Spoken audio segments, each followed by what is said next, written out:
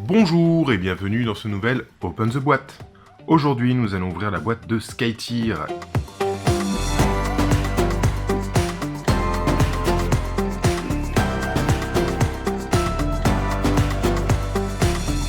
Skytier est un jeu édité par PvP Geeks et distribué en France par Légion Distribution.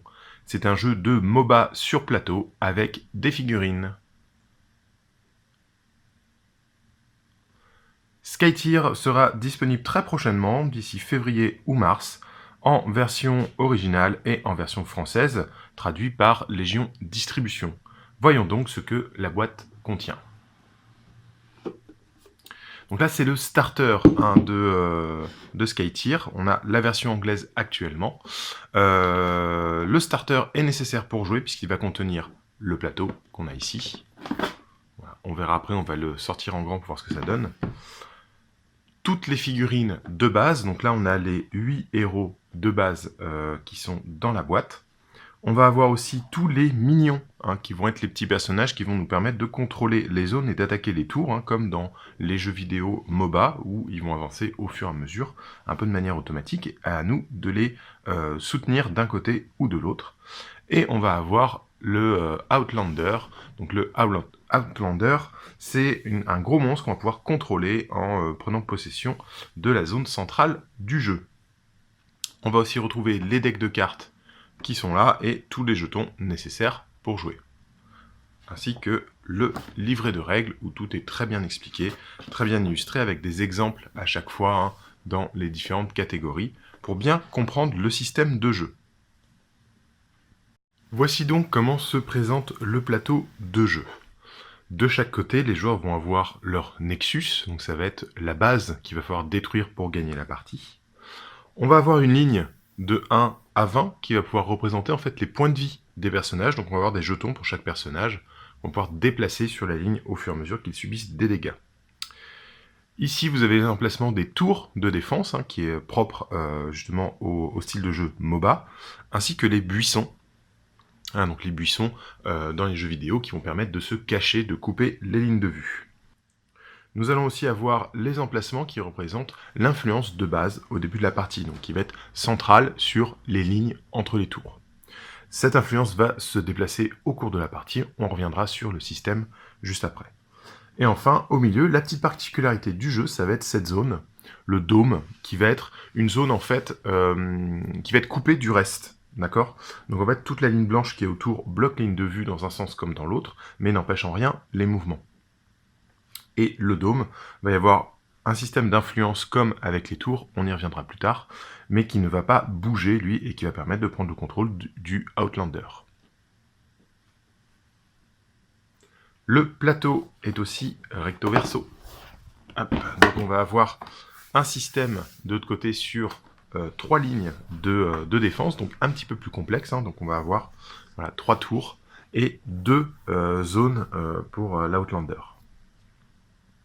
Voilà, donc un peu plus complexe pour des parties un peu plus longues, puisque là vous voyez, est-ce que j'ai assez de place? Là vous voyez que le compteur de tours va jusqu'à 8, alors que dans une partie normale, il s'arrête à 5. Voyons maintenant comment se déroule le jeu. Voici donc à quoi ressemble la mise en place du jeu.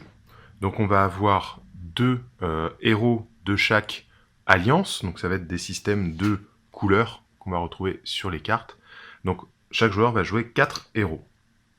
On va avoir des minions qui vont être déjà sur les emplacements d'influence.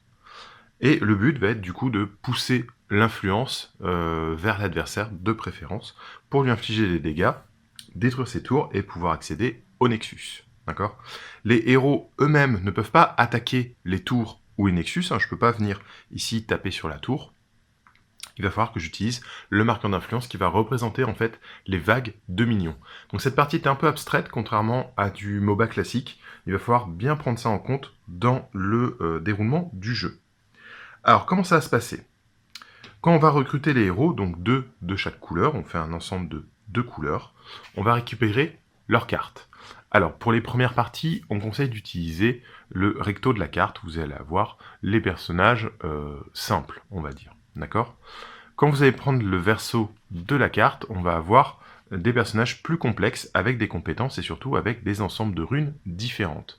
Donc c'est là que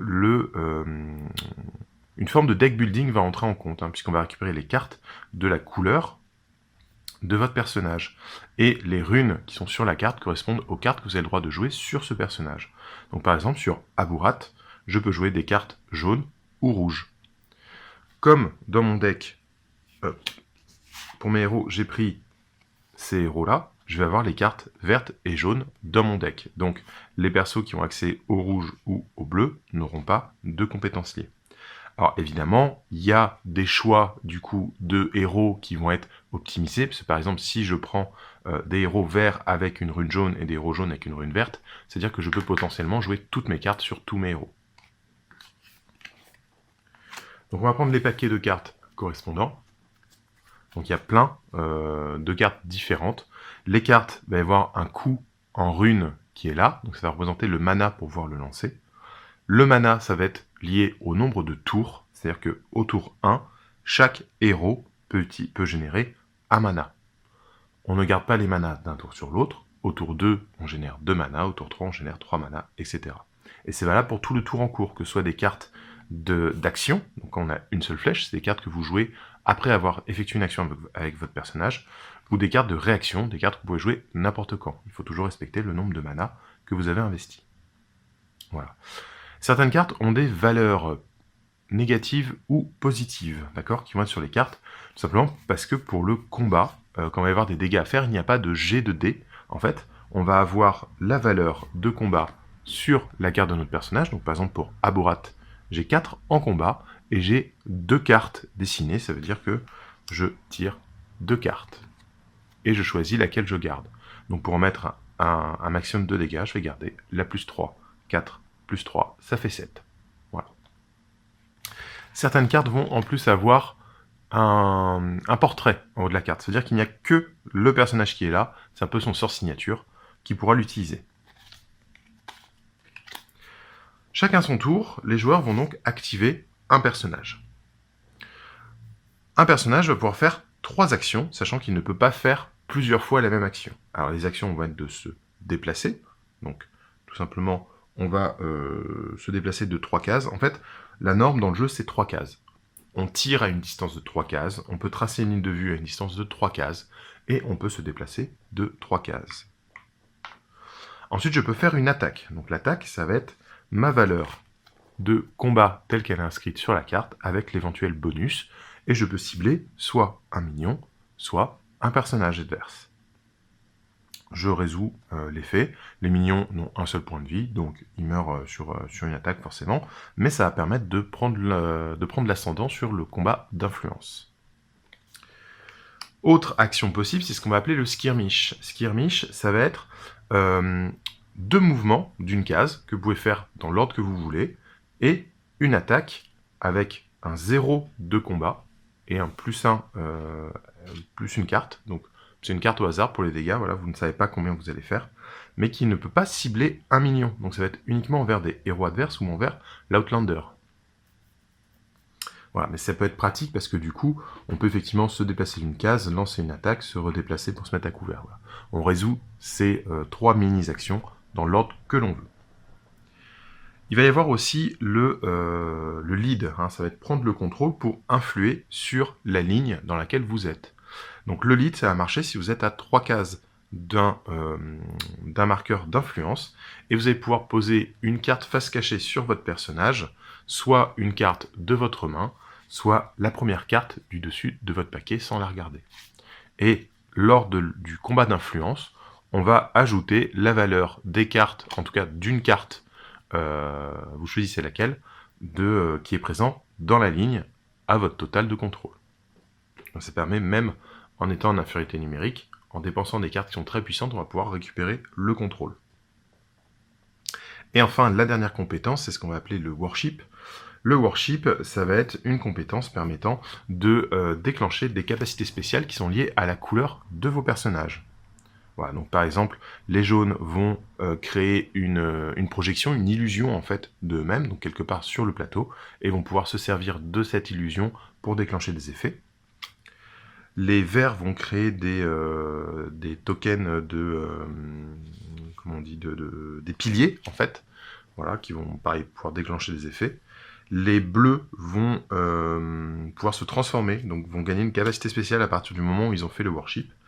Et les rouges vont pouvoir marquer une figurine ennemie et du coup leur infliger plus de dommages quand ils vont s'en prendre à cette figurine. Une fois que chaque joueur a activé ses 4 personnages, donc chacun son tour, on fait un personnage puis l'adverse, etc. On va faire la phase de contrôle qui est un peu au cœur du jeu et qui va être le moment qui va le plus ressembler à un MOBA en fait. Donc pour la phase de contrôle, on va commencer par prendre un jeton de contrôle et on va regarder ce qu'il y a autour. Chaque minion de votre camp, chaque personnage qui sont à 3 cases et pouvant tracer une ligne de vue directe sur le marqueur, vous apporte un point de contrôle.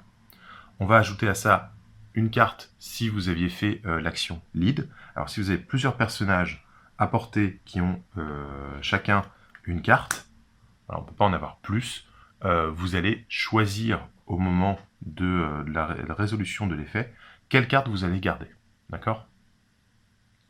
Du coup, c'est un jeu où il va falloir faire des actions pour se débarrasser des minions et peut-être essayer d'écarter les autres joueurs. Par exemple, si j'arrive à jouer un effet sur ce personnage qui a déjà été activé et que je le repousse de 2 cases, du coup il est trop loin pour le contrôle. Ça me permet de prendre le contrôle de la zone. En l'occurrence, au moment de la prise de contrôle, on va être comme ceci. Donc je vais regarder pour les jaunes, ils vont révéler leur carte. Hop, bah, c'était pas de chance. Donc on va garder la carte qui a plus 2 sur son résultat. Et les bleus vont garder la carte à plus 1. Donc pour les jaunes, on a un total de 1, 2, 3, 4, plus 2, 6. Pour les bleus, on a 1, 2, 3, 4, plus 1, 5. La différence est de 1. Donc la différence, c'est le nombre de blessures qu'on va infliger en commençant toujours par les minions. Donc je vais retirer un minion bleu. Et ensuite, je vais pouvoir déplacer d'une case vers la tour ennemie la plus proche le marqueur de lead. Donc mettons, je vais le mettre ici.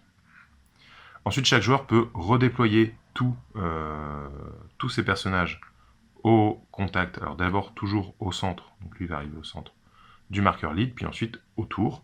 Et enfin, chaque joueur va poser 2 personnages, enfin 2 minions autour de ce marqueur. Si le marqueur arrive à une certaine distance, en fait à 3 cases de la tour, les blessures excédentaires qui va pouvoir produire et qui ne seront pas affiliées à un minion seront infligées à la tour. D'accord ? Donc on va retirer les points à la tour. Si une tour est détruite, les 5 points de la tour vont sur le Nexus, et le Nexus peut être attaqué de la même façon, faisant avancer ce marqueur. Si un joueur détruit le Nexus adverse avant le 5e tour, il gagne la partie. Autre particularité du jeu, c'est justement pour gagner la partie, on va avoir des cartes objectifs. Donc on va piocher 3 cartes objectifs au début de la partie, au hasard, il y en a tout un paquet, donc ça se renouvelle bien. Et si un joueur remplit une des conditions d'un objectif, il gagne immédiatement la partie. Les objectifs sont assez compliqués à réaliser, notamment parce que ils sont révélés. Donc par exemple, détruire la tour sur votre gauche, l'adversaire sait que vous allez peut-être tenter de faire cet objectif. Vous pouvez vous servir de ça en termes de bluff. C'est un jeu dans lequel il y a beaucoup de bluffs sur les placements, etc. C'est très intéressant. Donc voilà. Donc c'est très sympa tout ça. Ça permet vraiment de renouveler les parties. Moi, c'est le petit détail que j'aime vraiment beaucoup dans ce jeu, c'est que les objectifs changeant à chaque partie, la partie ne va jamais se ressembler. C'est pas forcément en détruisant le Nexus qu'on va gagner la partie. La partie dure en 5 tours. Si à la fin du 5e tour, aucun joueur n'a remporté la manche, soit en détruisant un Nexus, soit en remplissant un objectif, la partie se termine sur une égalité. Voilà, donc il faut vraiment faire attention à ça. Le jeu est assez court, du coup, en termes de tours. Donc il faut vraiment prendre garde à ce qu'on va faire. Comme on est dans un MOBA, forcément les personnages quand ils meurent reviennent, voilà, ils sont respawn. Si le personnage a déjà été activé ce tour-ci, il reviendra un tour plus tard. S'il n'a pas encore été activé, il revient au prochain tour. Donc ça, c'est simple dans la gestion des personnages, ce qui fait que le kill de personnage peut permettre de prendre l'ascendant sur une ligne, pour faire avancer un marqueur de contrôle, mais ça ne va pas retourner la partie non plus. Voilà. Pour ce qui est des figurines, parce que c'est un peu ça qui intéresse le guerrero quand même, je veux dire qu'elles sont vraiment sympas. Hein. Alors déjà, le fait que ça s'inspire librement hein, de civilisations connues, que ce soit aztèques, inuit, chinoises, arabisantes et tout, ouais, c'est très sympa en termes de design. Très très chouette. Alors c'est vraiment du fantastique, voilà, c'est très exagéré, etc. Mais les figurines sont vraiment très sympas pour des figurines en plastique déjà assemblées dans la boîte. C'est vraiment très très chouette. Et avec des socles texturés qui sont vraiment très sympas. Ça j'aime beaucoup. Les figurines sont assez fines. Il n'y a pas trop de déchets pour la figurine plastique. Hein. Il y aura un petit peu de travail évidemment de lime et de cutter à faire. Mais les figurines sont plutôt agréables. Et je pense que la peinture va être très facile, très aisée. Donc on va avoir 4 alliances avec 4 grands thèmes qui vont se retrouver à la fois dans les héros et dans leurs minions. Donc voilà, on va avoir 4 minions par couleur, donc 16 minions dans la boîte. Il n'y a pas besoin de plus pour jouer, hein. Vous allez voir, on ne peut pas poser tant de minions que ça durant la partie. Donc ouais, très très chouette, je vais bientôt les peindre, hein. De toute façon je vous montrerai le résultat. Et on va avoir du coup vraiment des thèmes qui vont se dégager comme ça de chaque chose. Alors évidemment on a cette grosse figurine aussi de l'Outlander, qui est vraiment, enfin non, le Outsider, voilà, je mélange un peu les mots, qui est vraiment impressionnante, qui est très très chouette. Là il y a moyen de faire une belle pièce vraiment magique avec les creux très lumineux et tout. Très très chouette, j'aime beaucoup le design comme ça. On a quelque chose un peu dans les kaiju là. C'est vraiment très sympa. Voilà. Et donc pour la suite du jeu, il y a déjà des extensions qui sortiront en même temps que le jeu en fait, qui vont proposer des boîtes avec des personnages supplémentaires pour chaque alliance. Donc vous allez avoir voilà, des cartes, des personnages, voilà, il y a vraiment beaucoup de richesse dans le jeu. Et l'éditeur a annoncé qu'il comptait vraiment développer le jeu en termes de tournois et d'événements, avec justement des petits goodies, des skins alternatifs et tout, plein de choses qui ne changent rien au jeu lui-même pour avoir une parfaite égalité entre les joueurs, mais qui vont apporter peut-être plus de choses un peu plus agréables. J'ai déjà entendu parler de jetons tours pour remplacer les pions comme ça, t'as des trucs de Nexus, des poses alternatives sur des personnages, enfin, il y a plein de choses qui sont prévues, donc voilà, surveillez vos boutiques partenaires ou les associations qui pourront très bientôt organiser des événements autour du jeu. Voilà, donc c'était Skytier, et c'est vraiment un chouette produit, on a beaucoup aimé, et on vous dit à très bientôt pour de nouvelles vidéos.